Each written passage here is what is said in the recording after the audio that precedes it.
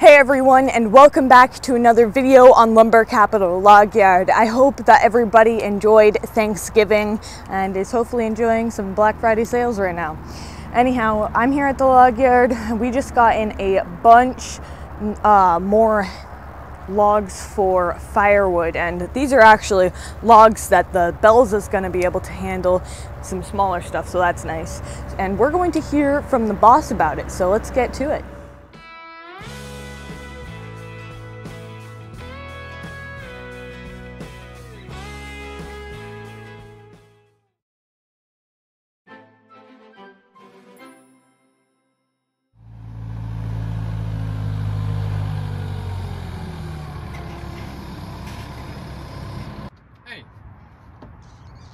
We're going to be talking about firewood for a couple minutes, and I had a really early start today. Verico Farms did some hauling for me, some firewood that I bought from them. It's fully seasoned and we are completely out. We have less than one cord in the yard, so I had to make some calls, and these guys sort of came to the rescue.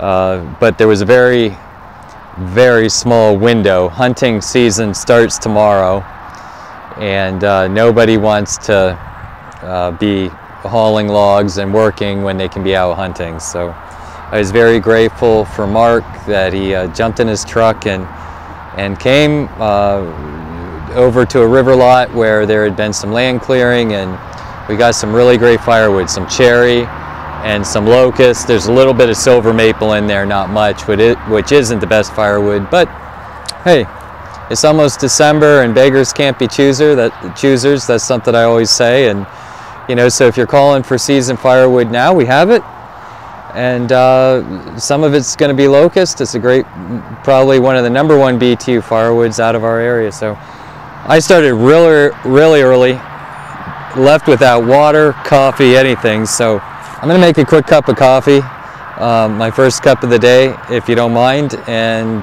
we'll get back to the video.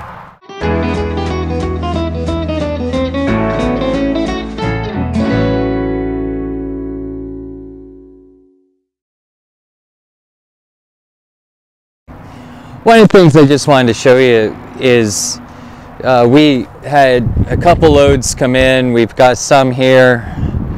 We've got some down below, and I've been sorting out some of the larger stuff. I told you on previous videos that to be efficient with firewood, at least I feel is part of our efficiency system, is that each log length is cut specifically so that is measured on a 16-inch increment, because our standard firewood is 16 inches long. So it may be 8, 9, 4, 10, 8, 12, 13, 4, 14, 8, 16 on up. So that when we buy firewood though, they can be any length, and it's just sort of indiscriminate. And another thing that happens that when we buy firewood, now I've been sorting and separating things out to try and make sense, but if you come over here, you can see a piece like this. If you're paying for the trucking, you want to avoid stuff like that, because it has a big crook in it, it has a big knot, and then it's a double where the tree split up above. Now, first of all, we're going to have to cut that off completely. If we can actually run that piece through the splitter, it just makes a mess of the wood. It puts it in shards, and you really struggle. Even the big firewood processor that can just crush stuff, it just pushes it into shards, and it makes a big mess. So then you have to shut the big machine down. You're cleaning out because that's going to go in your firewood load. And that's one of the complaints that we get with our firewood loads, is that you know, there's this other materials in it, and if you're going to somebody that owns a farm or into a country setting, a lot of times they have a wood shed and they have an area where the material can be dumped, and they clean up. They probably have a garden, and then they use the material in their garden in the spring and stuff like that. But if you're running into town and you're dumping it in somebody's asphalted or cement driveway, they end up with you know, a garbage can of material they don't know what to do with. And it doesn't matter if when it goes from here to the trailer, that material is in there. So it's one of our #1 complaints.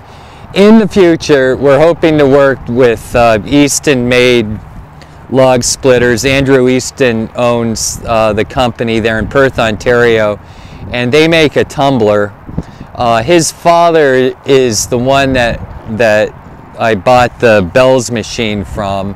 It was formerly Bell's Machining, and when Andrew bought him out, he changed it to Easton-made machine. So our Bell's firewood processor is actually currently Easton-made, and anytime I have a question, I'm able to call up the Perth, and Easton-made answers the questions. But so when we look at these piles, like you can even see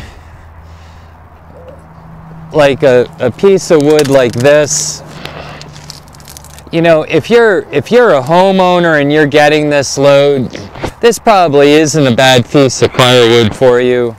But when you own a firewood processing company and you have a system, like this piece of wood is not going to be easily split. So we're probably cut that off. And again, as part of my zero waste strategy, pieces like that I take home because I don't complain about it. But to sell it for full retail to one of our customers, of course, we want it to be a handsome product. So you can see our chunk pile. Those are cut-offs, and most of those chunks are actually firewood that I bought from other vendors, and again, they don't take the time to measure. That's not how their system works, and I'm aware of that. But when it gets to our processing system, it really slows us down. Now, I don't know,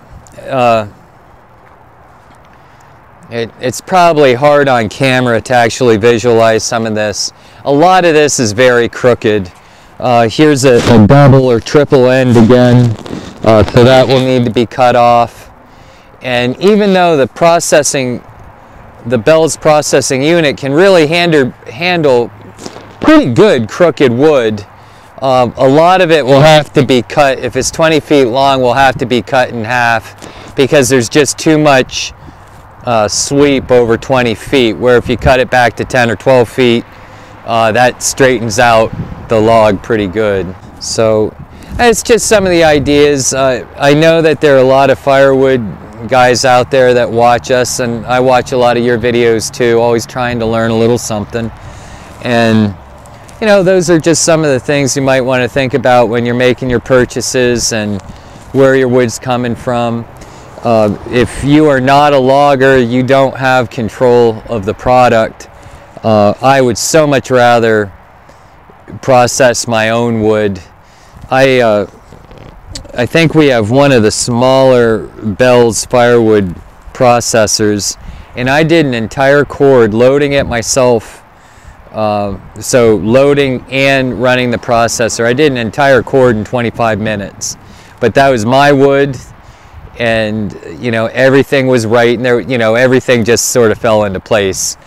I know Thanksgiving's over, but happy Thanksgiving, happy holidays. Thank you for hanging out with us, and really appreciate your comments. And because I was in the video again, I'll read them all and try to respond to as many of them as I can. I really appreciate the comments. There's a lot of great ideas. We can't always implement it, but we really appreciate what you guys have to say. And it's incredible when you're polling the experience across the world. You know, some of the comments really make a lot of sense. So thank you, happy holidays, and hopefully you won't see me again for a while. But the girls will be back at it on Monday. So thank you.